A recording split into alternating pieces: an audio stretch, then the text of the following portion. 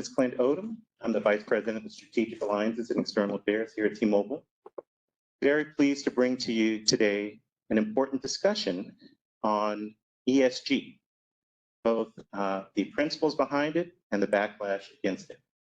We've got three very distinguished panelists today that we're very proud to bring to you. And I want to introduce them. First of all, we know Scotty. Scotty is the Chief Executive Officer of the CABC.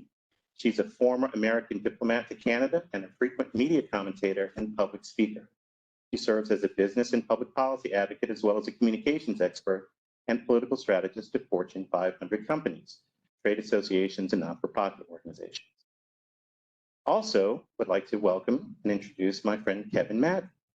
Kevin is a senior partner at Penta Group here in Washington, and he, in that role, is helping lead the team's integration of strategic advisory, advocacy, communications, and issue management capabilities for clients across the globe. Prior to Penta, Kevin was an executive vice president at Arnold Ventures, where he helped build and implement advocacy teams and strategy for one of the country's leading philanthropies, achieving major policy reforms at the federal, state, and local levels. He's also a frequent commentator on a lot of cable news networks. So for those of you who are tuning in visually, you'll probably recognize him from those appearances as well. And then last but not least, but actually second to last, my friend Reg Manhas, the co-founder and CEO of Lapis Energy. Reg is joining us remotely by camera, so he is literally floating above the other panelists here. We're very glad to see him. Reg is a co-founder and chief executive officer at Lapis Energy, a private equity-backed carbon management company based in Dallas, Texas. He's a veteran energy executive with a proven track record of building long-term strategic partnerships with business, government, and community stakeholders, and exercising global leadership on sustainability and governance issues. No surprise that he would be here with us today.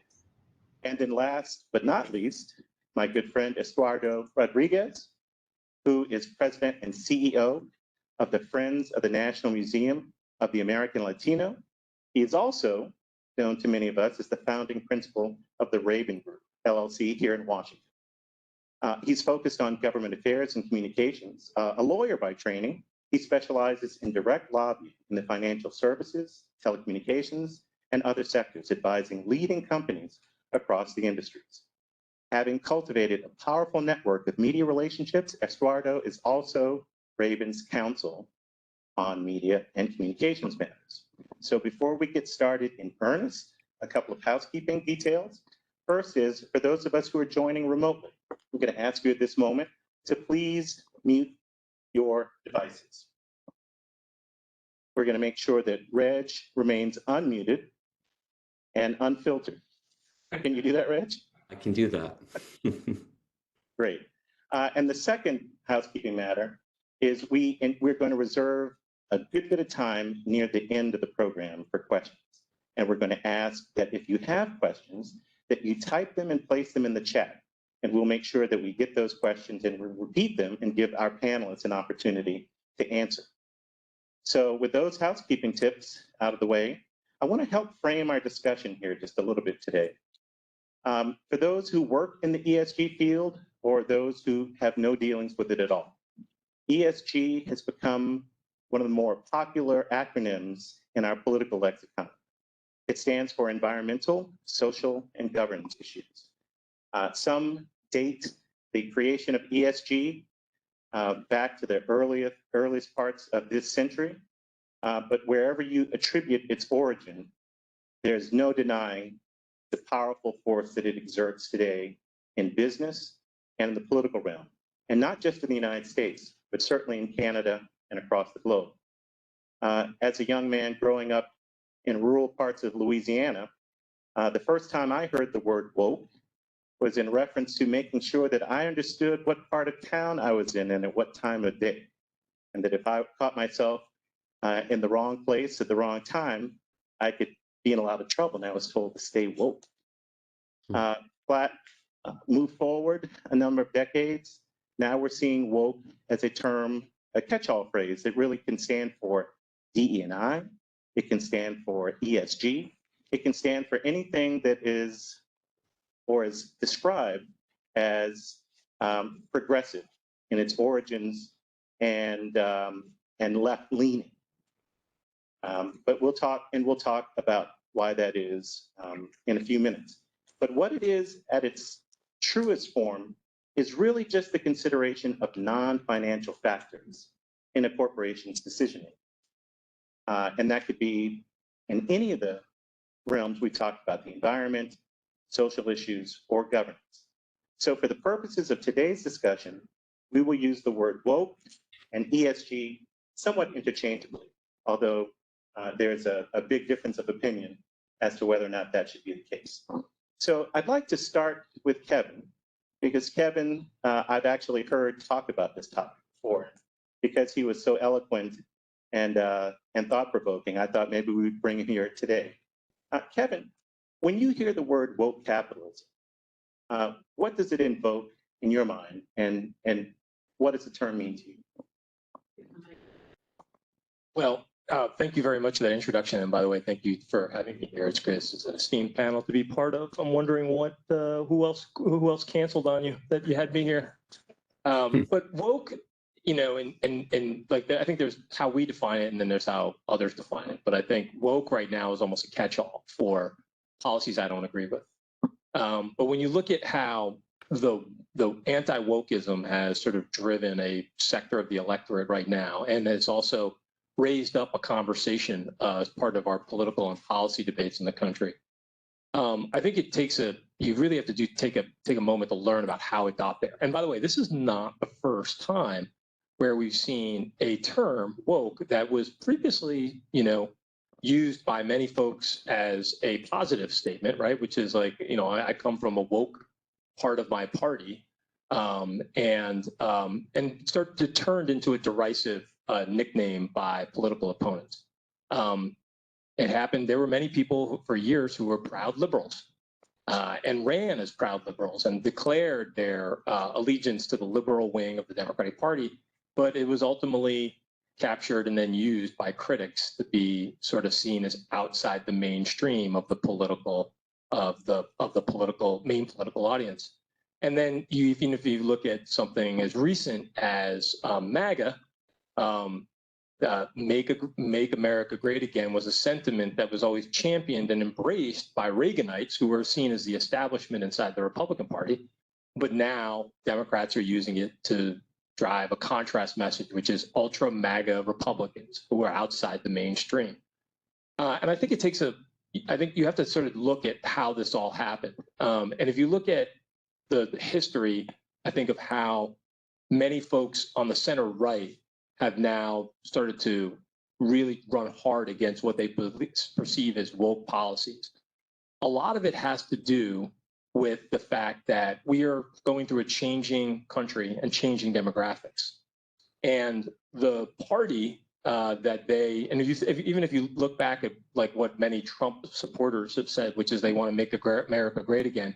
And when you ask them, well, when was America last great?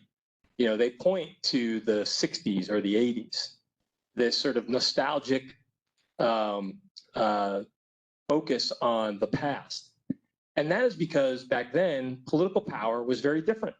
And political power was owned by people who were less diverse, and they were a lot older. If you look at government institutions, corporate institutions, they were less diverse and people were older. And so that's one of the things that they want to return to. Now, why is that? Because with changing demographics and changing politics, purchasing power and political power is now more diverse, and it is younger. And they have different views on what corporate citizenship should look like in the country. And so when you think about what they're really fighting for and what wokeism is about, and the concentration of wokeism as a political, or anti-wokeism as a sort of political cudgel, that is it. It is that they are fighting for something that they feel is slipping away, which is political power, purchasing power, towards groups that don't think or are aligned politically the way they are. So when I look at your ultimate question, which is what is wokeism, it's that. It's changing demographics, and It's fear and anxiety about shifting power structures, shifting power paradigms inside today's political movement. Thank you. And Estuardo, same question to you, and then we'll go to Scotty next. Thanks again for the invitation as well. So much to unpack there. I think one of the specific angles that I have from this is my 20 years in championing the creation of an expanded telling of U.S. history on our national mall. With the opening of the African American Museum, there were a lot of questions around additional stories that continue to go missing. The Smithsonian had documented in the late mid-90s that only 3 to 4% of all the stories across the Smithsonian museums had or reflected any diversity at all. So the founding of our nation was pretty much male and Anglo-Saxon. With the opening of the African American Museum and the Native American Museum, you saw an expanded view, a deeper kind of look behind the curtain of the founding of our nation. But then the pressure to create a National Museum of American Latino and highlight 500 years of U.S. Latino history or just the U.S. history. First capital in the United States, Santa Fe, first city, St. Augustine, Florida. These are all in cities that now reside in fairly conservative states. It's interesting to see, though, as you push forward, and finally we did get approval to create the National Museum of American Latino and also the National Women's History Museum, which was approved at the same time in December of 2020. Yet, the criticism and the pushback was that these museums, the Women's Museum was going to be about reproductive rights and about abortion. And the National Museum of American Latino was actually going to just be this whole open borders kind of narrative. And it's the branding by critics, the branding of the storytelling that really kind of ties back to this whole sentiment of woke and anti-wokeism and what is happening across Capitol Hill when people are simply looking for greater inclusivity. Because I think as we are talking here about definitions, part of that definition is how you respond to greater inclusivity, whether that's in corporate America, whether that's in your policies across Capitol Hill, or even just generally in your community, as we talk about a myriad of issues, whether that's housing and affordable housing and all of that. We have looked at the definitions with the clients that I represent, and sadly decided not to use ESG, but rather explain that the work is being done. However you define ESG, that's what we're doing, but we're just not calling it that because that's the environment we're in. So how do you, in your impact reports, in your annual impact report, or how do you lay out greater transparency around hiring, investments in community, philanthropy, your impact on local, the environment, and what policies you support. I'll flag as a reminder for us, after the murder of George Floyd, 600 US companies signed on to support the George Floyd Policing Act. There's no hesitation to do that. It was the moment they responded. And the critics, to a certain extent, it's interesting to me, comical to me, when you look back at conservatives in supporting Citizens United. They wanted corporations to have an individual identity to be able to donate.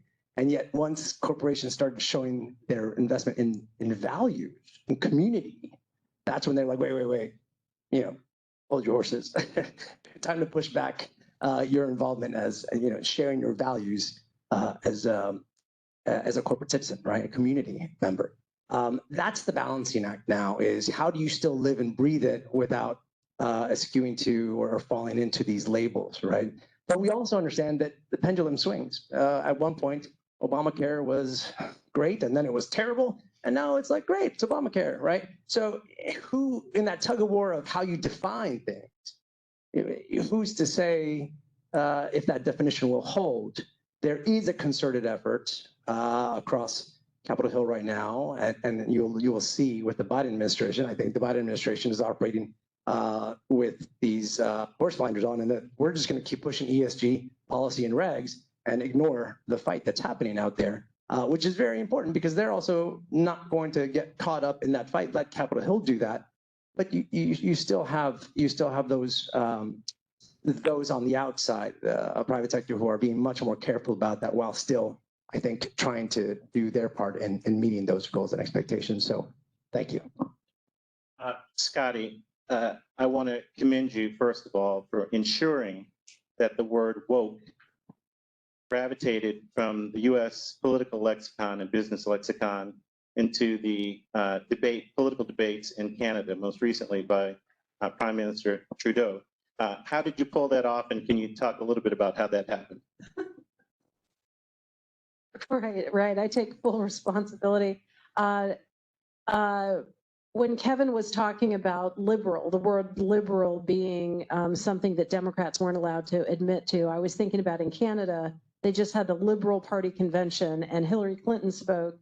And so a proud liberal is something that's still okay in Canada, Kevin. Actually, it might not be okay in Democratic politics here, but it's okay up there. And so I think it is interesting to look at the contrasts we have with our neighbor to the north. And just on that, I have to acknowledge we're joined in the room by a Canadian parliamentarian, former Liberal, now the permanent representative to the UN, the Honorable Patty Torrensney, who also heads up the Interparliamentary Union. And also, just in case people don't know, we're joined by the Honorable Howard Dean, the former governor of Vermont, who ran for president and has had a few labels attached to him in his day. Also, our board chair, Jen Sloan, our past chair, Gary Clement, our vice chair, Alain Gagnon. So this is a heck of a group, Clint, and I'm really glad to be here. And I know, just speaking about, I'll help you tee up the next intervention perhaps, because trying to navigate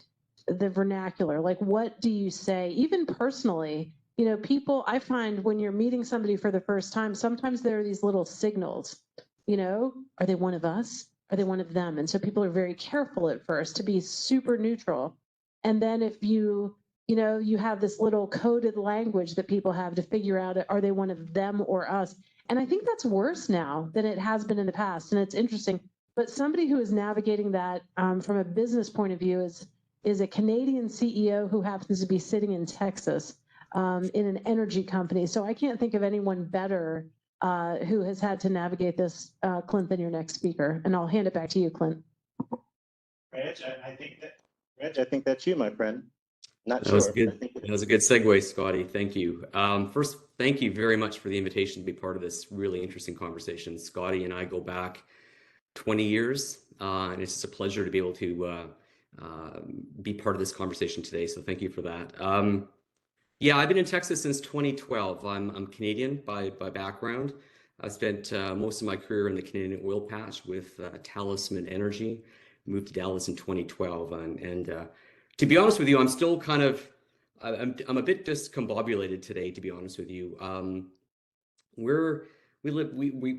family's here, and we're maybe 20 minutes away from this Allen Premium Outlets Mall, and it's a place that we've shopped all the time, and so it's really close to home, and it kind of ties to this conversation in the sense that, everything here in the U.S. gets reduced down to these political battles and these slogans and labeling of issues that are so complex, and we end up in these ridiculous tribal situations when there's real issues to be sorted through. And I'm just trying to think about all these issues through the prism of just that feeling and of kind of being way too close to home for me and my family in terms of what took place. But in any event, I mean, woke to me is just such an interesting concept. I mean, I started in this business in 1998. I was working as a lawyer for this energy company in Calgary called Talisman Energy. And we ended up getting in ourselves, it's a long story, but we ended up getting ourselves into a project in Sudan when Sudan was still one country. And we put ourselves in a terrible situation, The company really hadn't looked at the broader issues, hadn't really looked at the above ground situation, other than looking at it from a kind of a pure political risk, like almost like a political risk insurance type situation. But at the time, there was no CSR, there were no real policies related to human rights kind of anywhere, and we found ourselves in real trouble. And the government of Canada put in place a formal commission to look at the issue. And one of the real conclusions from that report was the company had just done a terrible job of just kind of looking at its operations within a bubble.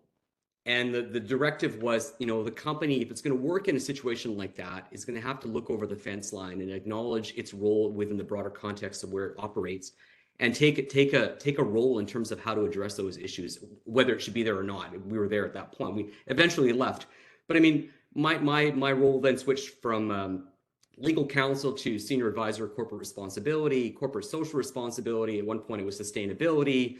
The words have changed over the last 25 years, but essentially it's the same thing, if you ask me. It's about companies understanding the context within which they operate, whether it's in the United States or whether it's overseas, and acknowledging those broader social issues and taking a position or taking a role, as much from a risk management standpoint as anything else. And there's a real, self-interest in there in terms of what your employees think about you, them working for a company like, that stands for the right things. What do your investors think?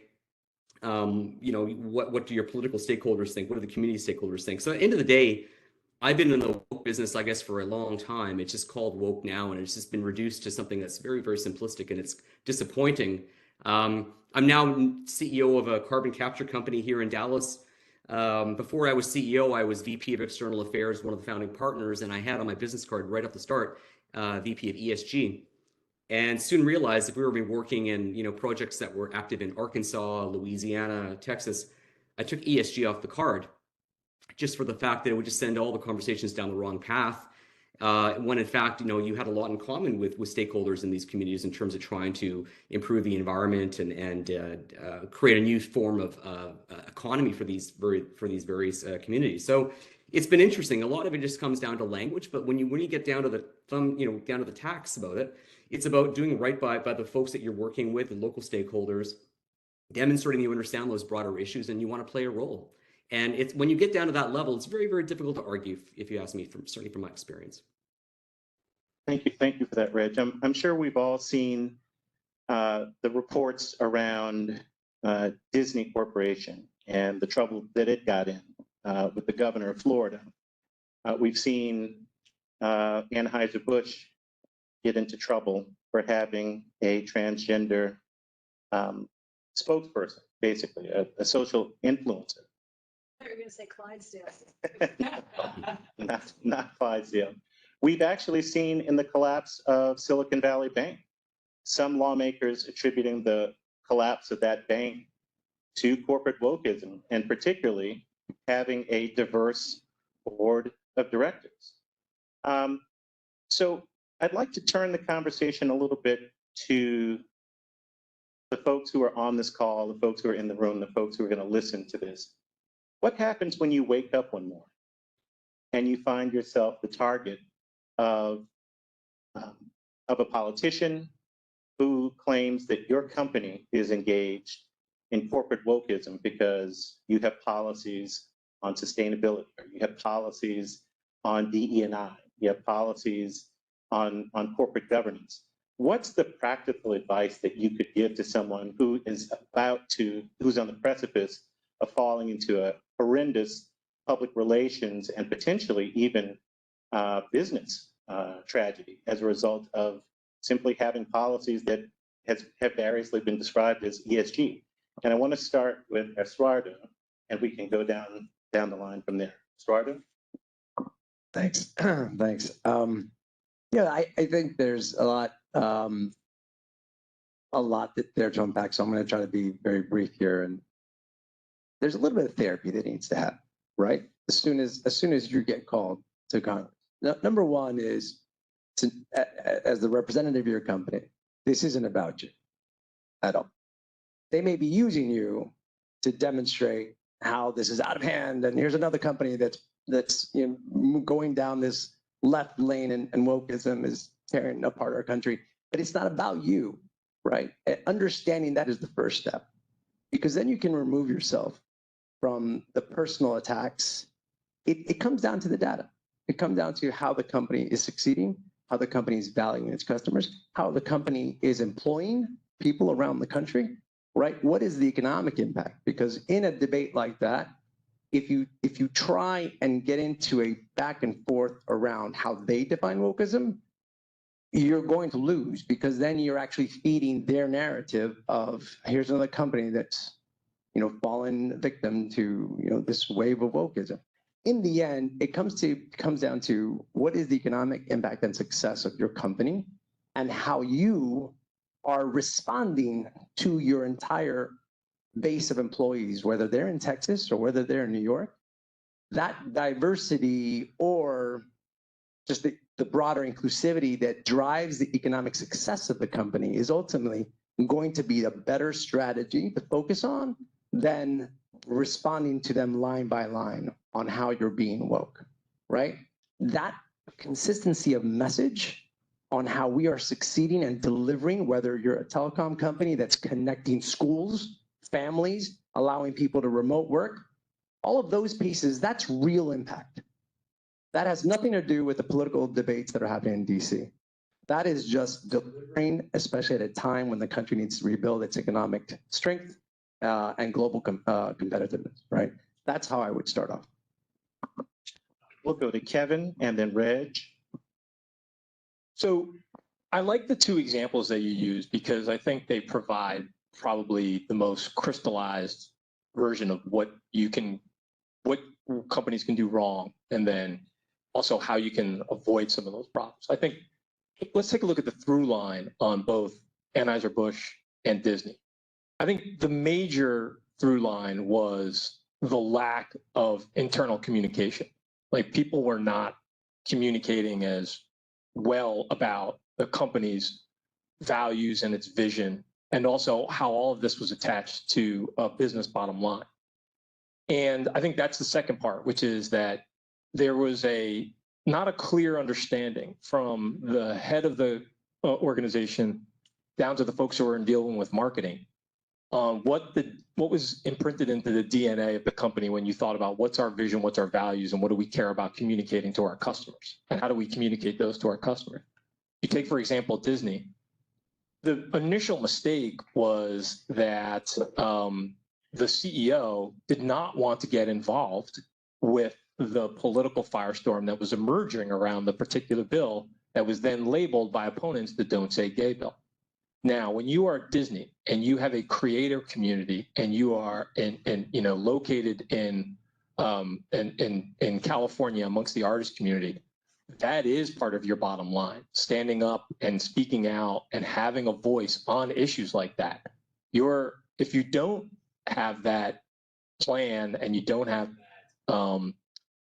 coordination around that, then you're ultimately going to come under intense pressure from your creators community. So that was the mistake there. And then with Bud Light, this was something, the effort to work with social media influencers was not necessarily communicated across the entire leadership organization. So you put a lot of the folks that were in leadership in the position of trying to defend an action that they weren't aware of. And they were trying to defend principles that they weren't necessarily committed to. So as a result, that lack of communication and lack of really understanding what's in the DNA of our company, what do we care about and why, those are two huge blind spots. So I think companies, if you look at those two lessons, there's a lot to learn there about being proactive, and then ultimately asking yourself that question. We were getting back to whether or not it's ESG or it's corporate social responsibility. What do you call it? You tell me what you want to call it. I don't think companies should be limited by a box that somebody says, well, tell me what your ESG strategy is. Tell me what you care about sustainability. Companies have to be and organizations have to be very proactive in saying, what's our vision? What are our values? How do we communicate them? Who do we want to communicate them to, and how? And when you start to do that, and I think, the person who starts on day one, who's an intern, to the CEO, they have a very fixed understanding of that, then you avoid a lot of these problems. And I think it becomes a much more holistic endeavor by the entire organization when you're communicating it to your audiences. Reg, we're going to get to you on this question, but I thought it was interesting to point out a little something going on in Texas right now. Last August, Texas released a list of financial and investment firms that were boycotting energy companies, quote unquote, for ESG reasons. And in March of this year, state lawmakers there introduced legislation to limit shareholders and state pension managers from investing in ESG funds. So you're actually in a pretty dangerous environment right now in Texas, as an example. So what advice would you give, back to the original question, to folks who wake up and find themselves at the center of some unwanted attention or scrutiny from lawmakers or policymakers? I'm not sure I can add to some, the already great feedback you've heard from Estuardo and Kevin. I mean, I think that I would agree with Estuardo that, you as a company, you have to understand the bigger dynamics that play and how you're being, used within that dynamic and do everything possible not to exacerbate that situation by making the wrong statement or playing into someone's agenda. It's very easy to do on either side, right? The last thing you want to do is just be a proxy for someone's agenda. So that's really important. And as Kevin said, I mean, I think really ensuring that you've got alignment within the organization on what you stand for as an organization, as a company is really critical. And, I would say, and maybe it's a bit idealistic, but, if you do your best to have relationships with key political external stakeholders before something like this happens, right? So there's an understanding, hopefully, if you are a big economic player in a state, you've got relationships with people on both sides of the aisle and people understand what you're doing, why you're doing it. And you've got the ability for someone to pick up the phone and give you a heads up. And that doesn't always happen. I mean, there's bigger forces at play here that obviously you get swept up into. But I mean, part of it is establishing relationships and having the ability to go in and explain what you're doing, as Estuardo says, and why you're doing it, why it's important to the organization, maybe from a bottom line perspective, and maybe from an employee perspective. Those are really critical. I mean, I think in terms of Lapis, and we're a pure play carbon sequestration company, and so we are all about taking CO2 that's being emitted by heavy industries and storing it underground. And we are basically in existence right now because of the 45Q and then the subsequent IRA acceleration of the credits from $50 to $85 a ton. And we're working, our two major projects right now are in Arkansas and in Louisiana. Neither state are very positive and very supportive of tax benefits and U.S. government kind of supported business. And certainly you don't want to get into a debate around climate change with anyone on the ground in these states. And so we've taken a tack that we're there to support our partners, which are the heavy emitters, the ammonia plants or the natural gas power plants or whomever. And it's their decision to decarbonize for economic reasons, for reputation reasons, et cetera. And we are there to help them achieve those goals. When we go in to talk to senators, I was in Washington a couple of weeks ago and met with senators from both Missouri, Arkansas as well as Louisiana.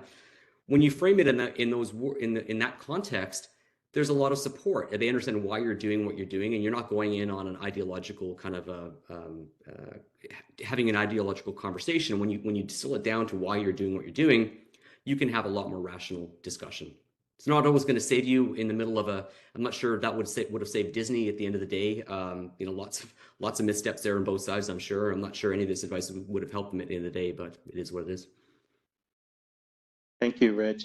Scotty, both in your role with CABC and in your role with Crestview Strategies, this is not an abstraction. This has to be something that's coming to you on the regular, and if not, it will soon be.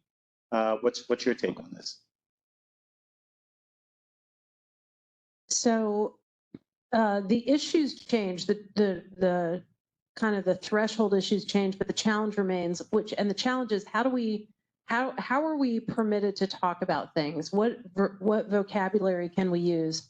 And, I would ask Kevin and Estuardo, what are we allowed to say? What is Reg says now he helps heavy emitters. Before he took ESG off his card. He's still doing the same business. It's the same business, but he's changed it. I wonder if corporate citizenship, that used to be a word we used to use, was okay. But Clint, it's, Reg talked about the horrendous shooting. The gun violence in this country is something that when it happens, people go to their corners. And so the NRA raises money on, it's not about the guns, it's about mental health or whatever. And then the other side of the equation also tries to organize, and we can't seem to have a common ground, a conversation about gun violence. We can't seem to have it about climate change. But one thing I wanted to flag, Clint, that we do have a common ground on, and I worry about this, is it's politically okay to be against China right now, right? I mean, we can't agree on anything else, but in the United States Congress, if you're going after China, everybody agrees with you. And why I worry about that is it's a big world, and most of the population of the world is outside of North America. We sell to people in China and around the world. We buy from them. We've got to figure out how to work together. 20 years ago, if you looked at the top countries, top companies, according to Forbes, the 5 of the top banks, there were no Chinese banks. There were 3 Americans and 2 others. Now 4 of the top 5 are Chinese banks. So you think about the way the world is and how business is working and just where people live, where human beings, where our brothers and sisters live on this planet. I worry a little bit about, and again, this is maybe I'm previewing a future topic for us, Clint, because we can't agree on how to talk about anything except that we're all really worried about China. Even think about what happened in Ukraine with Russia, right? In the energy situation, right? For the climate activists, they said, you see, this is why we have to get off of fossil fuels. And for the fossil fuel companies, they said, you see, this is why we have to produce more so that we're not dependent on Russia. So there isn't a lot that we can agree on, but I think we've got to come up with a vocabulary that everybody is allowed to use. And I think we have to think about China. And again, I know that's a different topic, but it's something that really does unite the Congress, and it unites people. Patty's from the UN. It unites a lot of people in the US and Canada. But in the United Nations, there are an awful lot of countries that are dependent economically or have big relationships with China. You think about Brazil and India and lots of other countries that aren't willing to condemn Russia. They're not willing to draw a distinction with China. So here in the United States and Canada, I think we have to think about the world a little differently. And it's not just about our woke, anti-woke, political season. It's about much bigger things. Well, Scotty, I'm sure your words will be taken to heart, especially by the candidates for president in the run from here to the election, from your lips to God's ears. I want to reserve some time here for folks who are joining remotely, and we appreciate you for doing that. It's impossible sometimes to convene in one place, but through the magic of technology and the wonderful friends here at T-Mobile, we've been able to get your presence secured. And just want to check in with Chelsea to see if we have any questions that perhaps have gone in to the chat that we can raise up now, or if there's anyone who is currently muted who would like to ask a question that we may be able to hear. This would be a fine time to do so. You will never have this collection of high-paid consultants available to you. So I urge you to please take advantage of the opportunity and ask any questions that you might have. We don't currently have any in the chat. This is Chelsea, just letting you know that currently there aren't any that have been submitted through the chat lines. Governor Dean, I can't help but use this opportunity to identify you as a leading political figure in the United States and one who's got a good take on the historical arc of politics. This stuff can't seem new to you, sir. Do you have any questions for the panelists or some perspective that you can share on your time in politics that is most resonant with the facts we are facing today? If you could unmute yourself, Governor. We may be able to unmute you. How about that? Yes, sir. You are a go. Okay, how about that? I'm technologically incompetent, but we'll ignore that. So no, I agree with most of what's been said. I think Estuardo was exactly right. This is not about the title. This is about what we're actually accomplishing. The only thing I would have a minor disagreement about, sometimes you do have to smack the politician when they are scapegoating your company just for their own position. See, the reason they do it is mostly for their own purposes and not for any larger purpose. We are far more polarized than we've ever been in my time. And that really started actually when Newt Gingrich took over the speakership. This is not a new phenomenon. But I actually think Disney's going to come out on top in Florida because I think DeSantis has overplayed his hand. There was a wonderful article in Slate that I read a few days ago that basically said Disney is used to this. They got a great deal, and the author wasn't terribly in favor of the great deal they got, but they always win because in the end, you have to choose DeSantis or you have to choose whether you're going to be a good grandmother or a good parent and take your children to Disney or not. And guess who's going to win that fight? Grandchildren versus DeSantis. So sometimes, I mean, if I have a short fuse, as some of you may remember from my campaign, but if I were in Texas and somebody said something about I was a woke corporation, I would be tempted. I wouldn't do this because I think Estuardo was fundamentally right, but I would be incredibly tempted and wait for the opportunity to say, why don't you pay more attention to the number of school children that have been killed because you're not doing anything about gun control and let us make our living like everybody else. Once you smack somebody like that look, these politicians are crass and horrible and all that kind of stuff, but they're not stupid for the most part. And when you really smack the hell out of them, they're going to change the subject in a big hurry. And so I don't advocate that for being the first, second, or third strategy. But for somebody like DeSantis, that is exactly what's going to happen. And I think it's already hurt him in his presidential race. No, that's a great observation. This is certainly not a new phenomenon. And maybe this is a question, unless we have questions from the chat. We're checking in with Chelsea and no questions here. Questions? Okay, perfect. Maybe we can go back to the panel. Is there any historical analog that you find is most similar to the period in which we are in? I love the fact that Estuardo pointed out that just a few years ago we were all complaining, or many people were complaining about this radical notion that corporations are people, to the extent that they have freedom of speech, maybe even freedom of assembly, but rights and liberties often associated with human beings.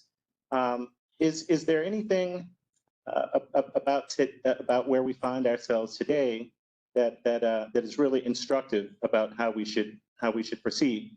And I take the governor's advice as a tertiary response. There might be some primary or secondary responses and perspective and context that you can think of. I'm just throwing this back to the floor. I don't know who wants to go first. I'll give it to Scott.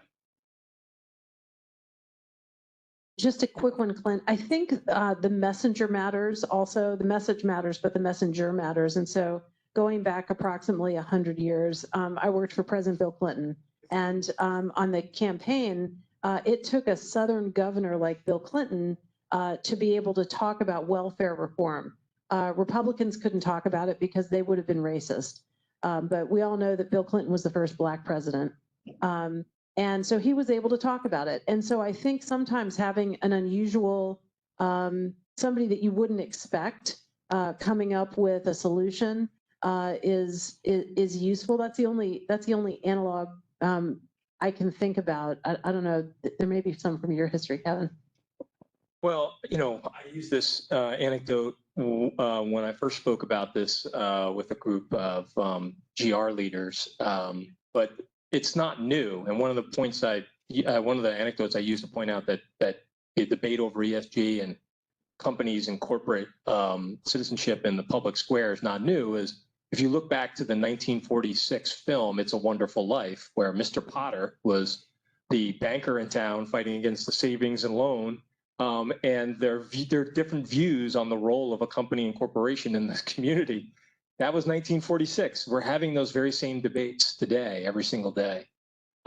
Here's the thing too, is that I try to remind this to clients and I remind it to the public, and I even if we're looking at this as and how it's framed in a political debate in the context of elections, but this isn't going away.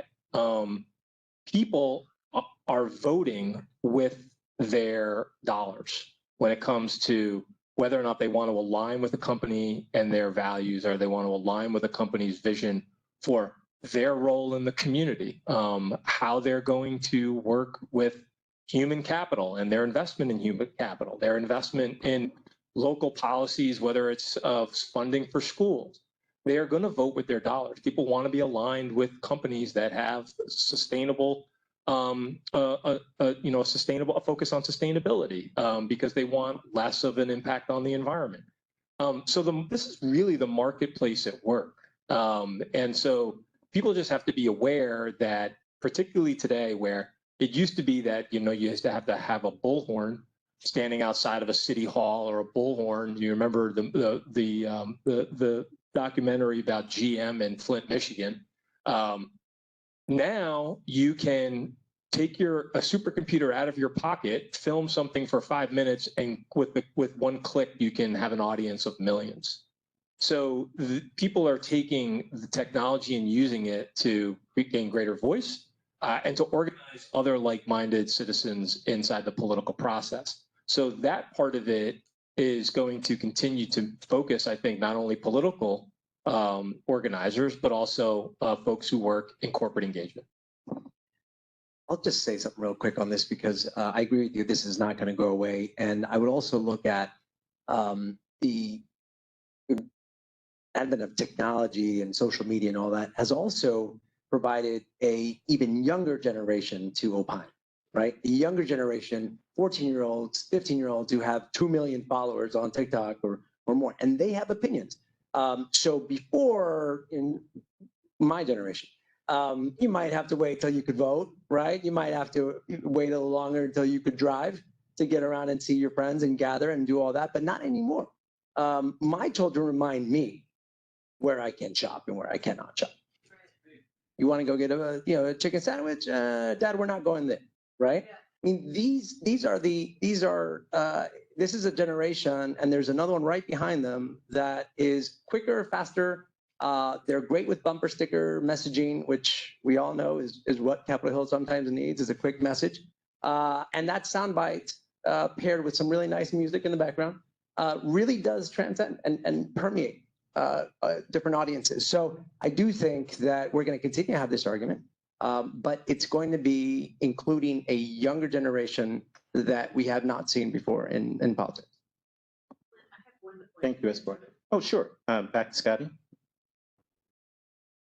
Sorry, it's funny with sharing this microphone, but just to jump in on that about your kids, I think kids are absolutely defining what's okay or not, because the kids tell the CEOs, the kids tell their parents who are politicians.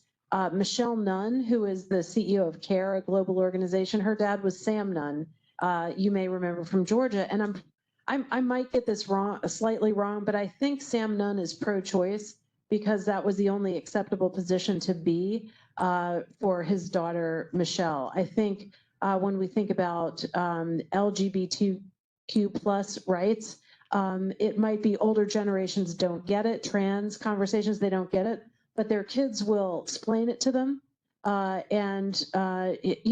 You still need your kids to be able to help you log on to Netflix and to work your devices at home. So I actually think kids will define what's acceptable, and politicians and corporate leaders will come up to where the state of play is. But I think kids, actually, younger people, have a huge role to play in all of this, actually. Last question, and it's a bit of a doozy, and I apologize for asking it last. Hey, Reg, before we get to my last question, I want to give you an opportunity to weigh in here. You're on one of the tiles here. We're trying to get you back front and center. Right. To be the largest face in the place. Well, I was just thinking maybe Scotty can help me out here, trying to think of other situations. similar to what's going on here in the U.S. And I was trying to think of the Canadian experience right now, and I don't think the woke debate is nearly as charged politically in Canada as it is here in the United States. I could be wrong, but I mean, I think where Canadian companies, or energy companies, certainly from where I worked in Calgary, are having a tough time is navigating the climate change issue and being caught between political forces in Alberta, which are much more nativist, I guess you could say, and the federal government, that has a different agenda. And there's a political dynamic at play there that I think the companies get caught up in. And then you look at the challenges that the companies are having, and the pipeline companies trying to build, pipelines to British Columbia and dealing with First Nations and Indigenous communities and whatnot, and really struggling to find the right balance and trying to navigate, constitutional frameworks, political frameworks, and get business done at the same time. So I don't know, Scott, if you've got how that compares to the experience here in the United States. Scotty? I was trying to shake off the pitch right now. We've got some Canadians in the room that know a lot about this. It's a different conversation in Canada. People in the United States are often surprised. Americans think that the nicest thing they can say to Canada, which is actually an insult to Canadians, is "you're just like us." And Canadians go, "Oh dear God, anything but that." But I do think there are some similarities. There are some differences. The question of immigration is a totally different question in Canada. It's largely resolved. The question of trade, is it good or bad? Largely resolved. But there are some other questions in Canada that are different. How language is treated. What is happening in Quebec versus the rest of Canada? What's happening in the oil patch versus the rest of Canada? So they have their own debates. They're different than ours. And the spectrum, I think, is slightly to the left. The entire take our whole political spectrum, take theirs, the whole thing is to the left. But that having been said, they have different things. What I would say to our Canadian colleagues is beware of anything that's bad that happens. There is a temptation in Canada, not just in the media and commentators, but to say, oh, it's an American import.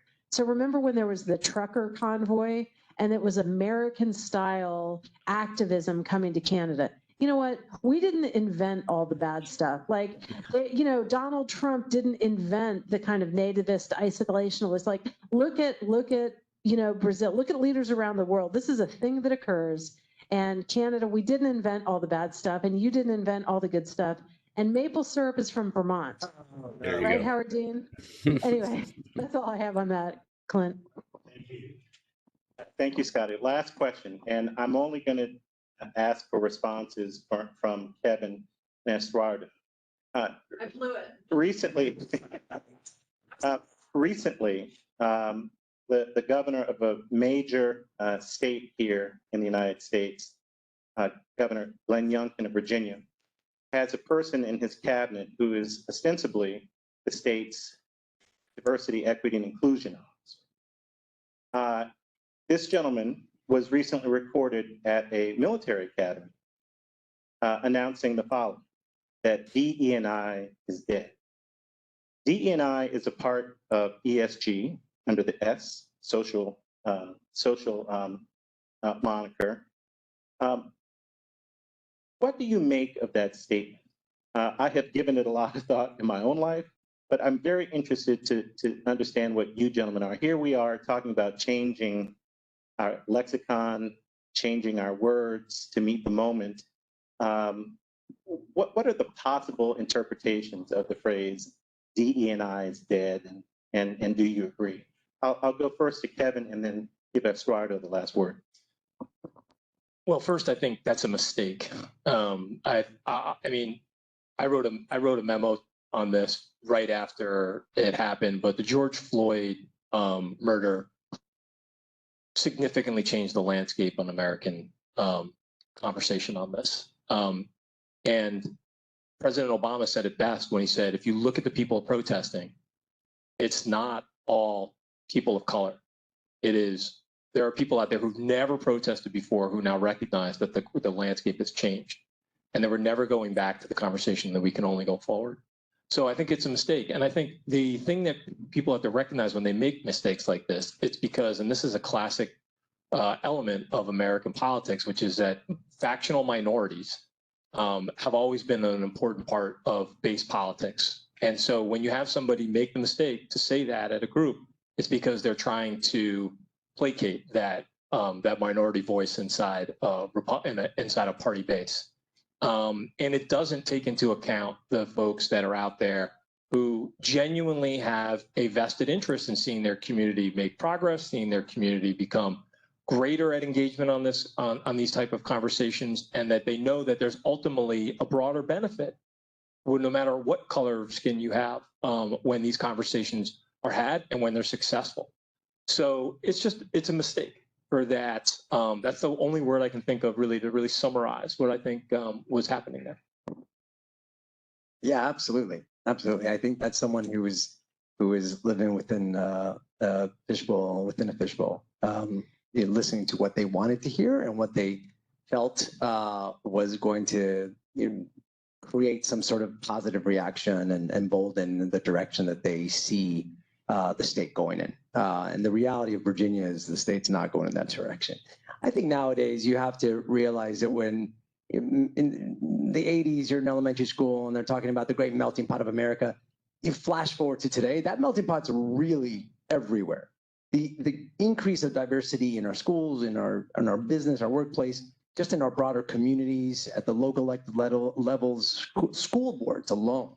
I mean, the increase of diversity is everywhere. So to just simply take 3 letters, DEI, and say it's dead, is failing to understand what that actually means to people, whether it's the diversity piece or the inclusion piece. Because in the end, it's still about opportunity here in the United States. It's about opportunity. And if a company is looking at inclusion alone, separate from the other two, that creates opportunity. Well, then now I have an equal opportunity here to be seen, to be considered, to be lifted up based on my talent, based on my work and what I'm contributing.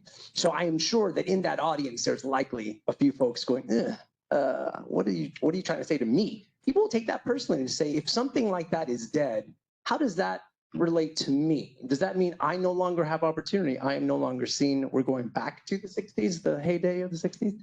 I think that's an opportunity for, regardless of your left or right, to make sure you truly understand your audience. As many people here in DC will tell you, understanding your audience is the first place to begin before you even write out all that messaging. And exercising her prerogative to have the last word is the boss. Scotty, we're going to give it to you to close us out and to close out the event as well. Oh gosh, Clint, I decline. I'm going to give you that word. I just wanted to jump on the word melting pot that Estuardo just said, because to Canadian ears, so the US, we say melting pot as a positive because we're all coming together. In Canada, there's an important difference that they would say, which is mosaic. And it's different because in a mosaic, all of the pieces are distinct, but they come together for this beautiful image. They don't all melt together. And anyway, that's just one of those little differences that, again, vernacular matters, how we talk about each other, how we talk about ourselves. Anyway, but I decline the last word and I give it to you, my friend. Thank you. Well, we're going to close out this evening's event, and we're just so proud to bring this to you with some of the greatest thought leaders anywhere that you'll find in this country and elsewhere. Reg, I want to start by thanking you for joining us remotely. Thank you. Estuardo, Kevin, Scotty, those in attendance, and those joining us virtually. This is the latest in a long-running series on social justice from CABC, and you will see more of this in the future. Thank you on behalf of myself and Scotty and the CABC. We are adjourned. Have a great evening. Thank you.